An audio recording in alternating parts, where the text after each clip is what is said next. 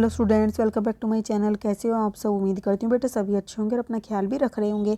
तो बेटा आज हम करने जा रहे हैं अपनी वर्कशीट नंबर 17 गणित सब्जेक्ट के बेटा 6th क्लास के बच्चों के लिए है। 24 तारीख की है, ठीक है। जिसमें आज हम क्या पढ़ेंगे? भिन्न, ठीक है। भिन्नों की तुलना करेंगे हम, भिन्न क्या होते हैं। तो देखो, ढोलू और भोलू अपने माता पिता के साथ एक पौष्टिक पिज्जा का आनंद लेने के लिए एक रेस्टोरेंट में गए, ठीक है। तो ढोलू और भोलू बेटा क्या है? एक भाई बहन है और वो मतलब कि भाई हैं दोनों, और अपने माता पिता के साथ एक पौष्टिक पिज्जे का आनंद लेने के लिए एक रेस्टोरेंट में जाते हैं। ढोलू की थाली में 3/3 सही 1/2 पिज्जा और भोलू की थाली में 2 सही 3/4 पिज्जा है, ठीक है। अब किसके पास ज़्यादा पिज्जा है? यह स्पष्ट है कि ढोलू के पास 3 पूर्ण पिज्जा है। अब ये पूछा गया कि किसके पास ज़्यादा पिज्जा है, तो बेटा आप कैसे पता लगाओगे किसके पास ज़्यादा है?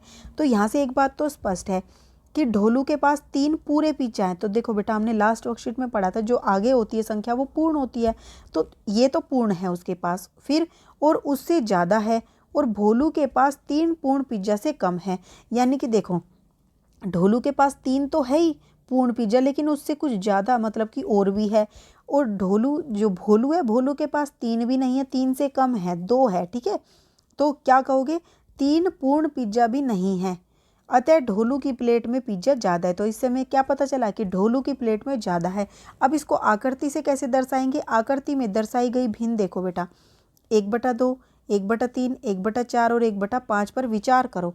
तो ये आपको कुछ आकृति दे दी। मान लो ये पिज्जा है, पिज्जे को पहले तो 2 हिस्सों में किया, एक वाली आकृति में, फिर इसको मतलब 3 हिस्सों में किया, एक बार इसको क्या किया 4 हिस्सों में, और एक बार इसको 5 हिस्सों में किया। सेम पिज्जा है।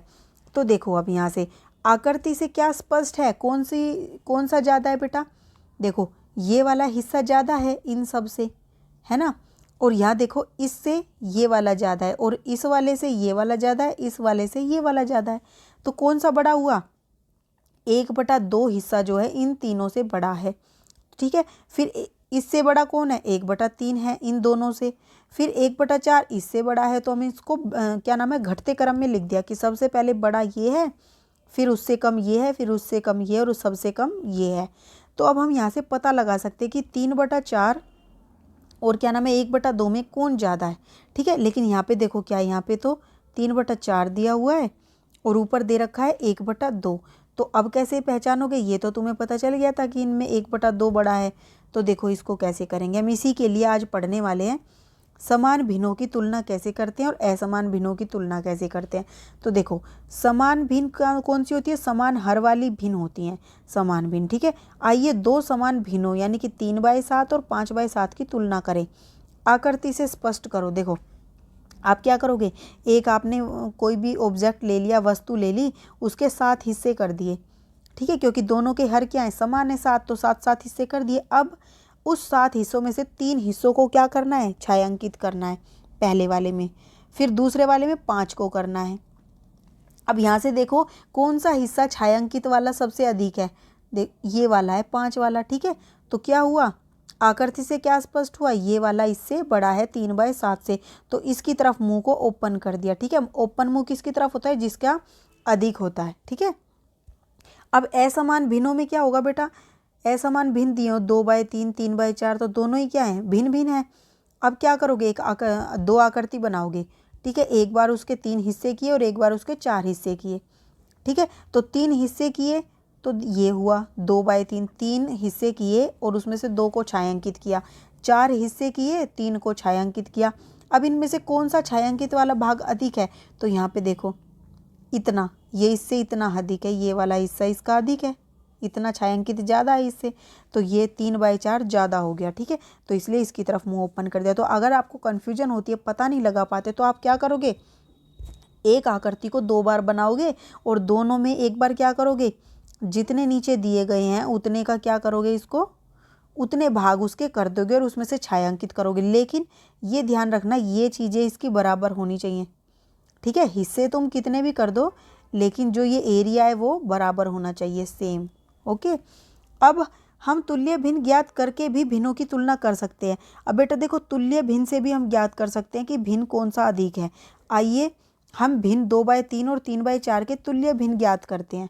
तो देखो तुल्य भिन्न किसको बोलते हैं बेटा, समतुल्य भिन्न आप पढ़ चुके हो। समतुल्य भिन्न क्या होता है, जब हम किसी में एक ही संख्या से गुना भी कर सकते हैं और एक ही संख्या से भाग भी कर सकते हैं, ऊपर और नीचे, ठीक है। तो देखो 2/3 है, 2/3 को हम 4/6 लिख सकते हैं, क्योंकि इसको 2 से गुना कर दो ऊपर नीचे, तो 2 दूनी 4, 3 दूनी 6। अगर हम इसको 2 की बजाय 3 से करेंगे तो 2 तिया 6, और 3 को 3 से करेंगे तो 3 तिया 9। ऐसे ही 4 से करके देखेंगे, ठीक है, फिर किससे करके देखेंगे, 5 से, तो हमारे पास ये भिन्न आ गई। ऐसे ही इस 3/4 की करोगे बेटा 2 से एक बार, ठीक है, तो क्या आएगा 6/8। फिर इसकी 3/4 की 3/3 से करके देखो तो 3 तिया 9, 4 तिये 12।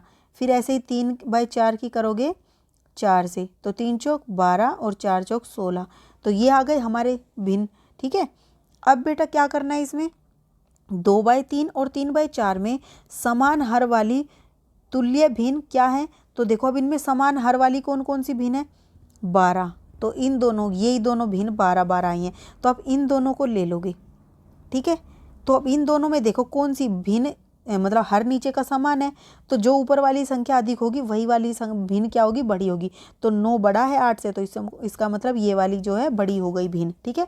इसलिए 2/3 में को हम 8/12 भी लिख सकते हैं। देखो बेटा 2/3 8/12 के ही बराबर है, ठीक है, ये मत सोचना, क्योंकि हम इसको जैसे ही काट देंगे, किससे काटोगे, आप इसको काटो 4 से, 4 दूनी 8, 4 तिये 12, तो 2/3 ही आ गया, ठीक है। तो हम ये कहें ये एक ही बात है। तो अब इनमें देखो कौन सा बड़ा हो गया, 9/12 कौन था, 3/4 ही था। तो इसलिए क्या हो गया, अगर 9/12 बड़ा है 8/12 से, तो इसका मतलब 3/4 बड़ा है 2/3 से। ये बात समझे।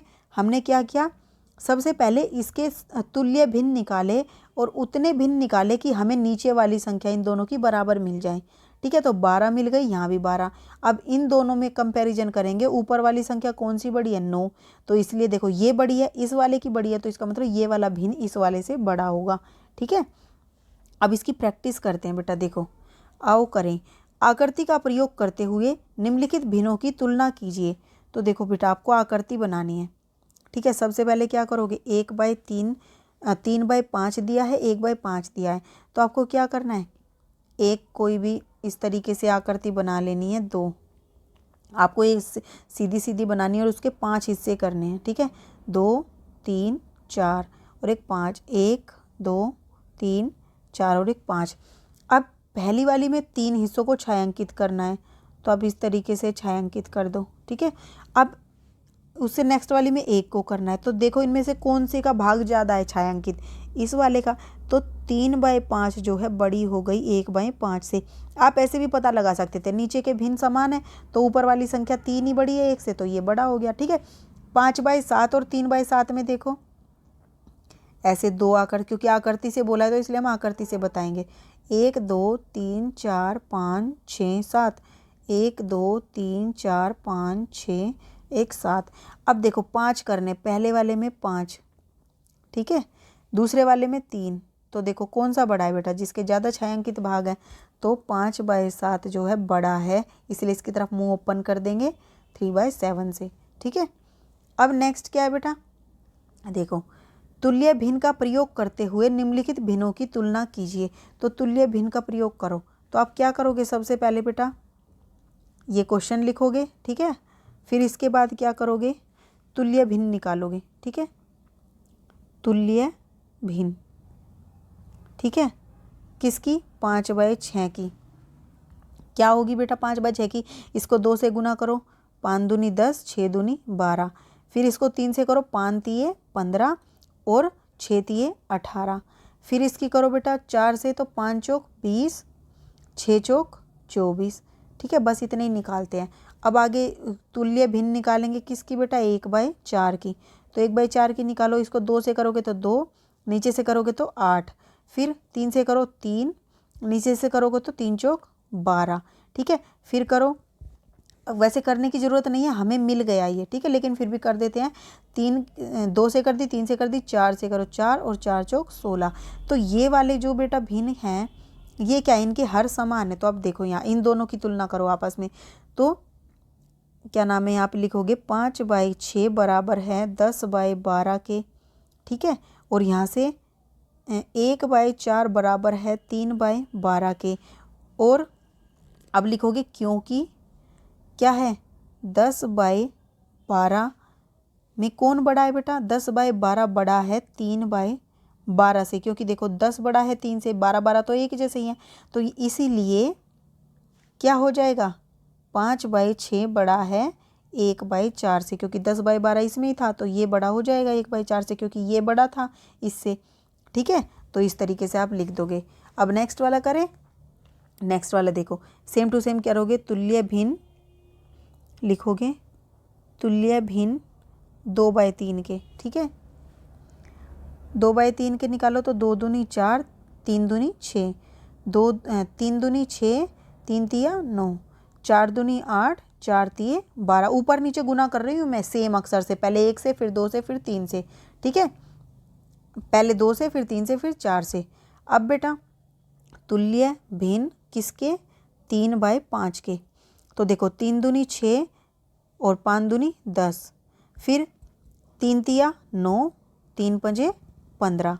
ठीक है, फिर 4 से, 4 तिये 12, 4 पंजे 20। लेकिन ये तो अभी भी नहीं आए, तो हमें ऊपर वाले के भी और निकालने पड़ेंगे। तो देखो इसको क्या करेंगे, 2 से, 3 से, 4 से कर लिया, 5 दूनी 10, 5 तिये 15। ठीक है, तो 15 आ गया इस वाली भिन्न में। तो देखो ये रहा इसमें 15 वाला हर, और ये वाला रहा, इन दोनों को ले लो। तो आप लिखोगे 2/3 बराबर किसके है, 10/15 के। लिख सकते हैं हम, ये बराबर है आपस में। और क्या है, और 3/5 बराबर किसके है, 9/15 के। ठीक है, अब इसमें क्योंकि देखो इन दोनों में कौन बड़ा है, इन दोनों में से कौन बड़ा है बेटा, 15 दोनों का सेम है, 10 बड़ा है। ठीक है, तो ये वाली भिन्न 10/15 बड़ी हो जाएगी 9/15 से। इसीलिए क्या होगा, तो 2/3 जो है वो बड़ी हो जाएगी 3/5 से।